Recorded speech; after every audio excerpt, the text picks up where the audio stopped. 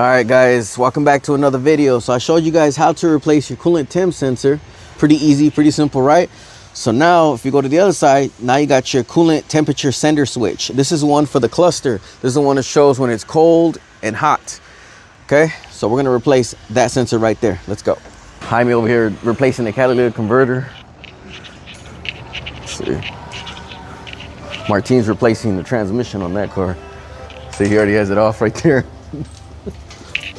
We're gonna go over here, let's grab some tools. We're gonna grab this. It's gonna be a 19 millimeter, guys. So we're gonna remove this. If I can do it with one hand, because I'm holding it with the camera. God damn it.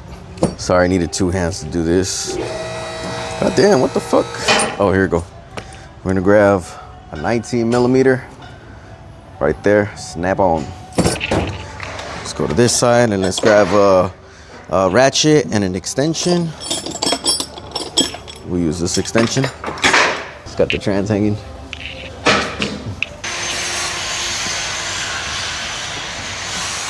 All right guys, not really much to it. Just push down that tab and remove the connector. Just like that. Move that out of the way and start moving that sensor. Then you grab your tool and set it right there. Let me disconnect this so you can see.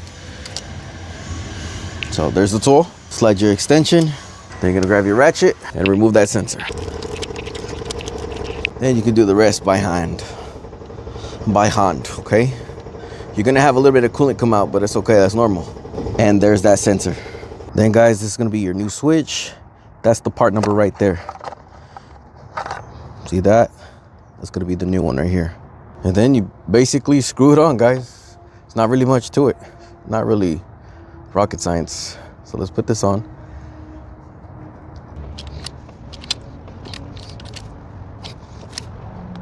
And there you go.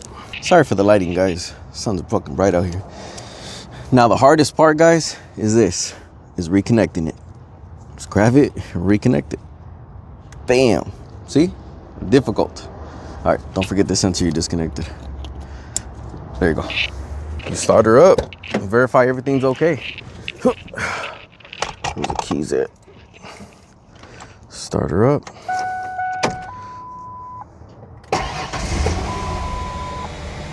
And there you go. That check engine light is because I have a PO 171 and PO 72.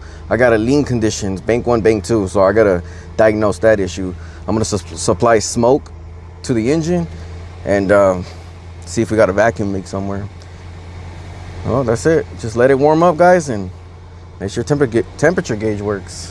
While that warms up, I'm gonna go put my tools away. There you go.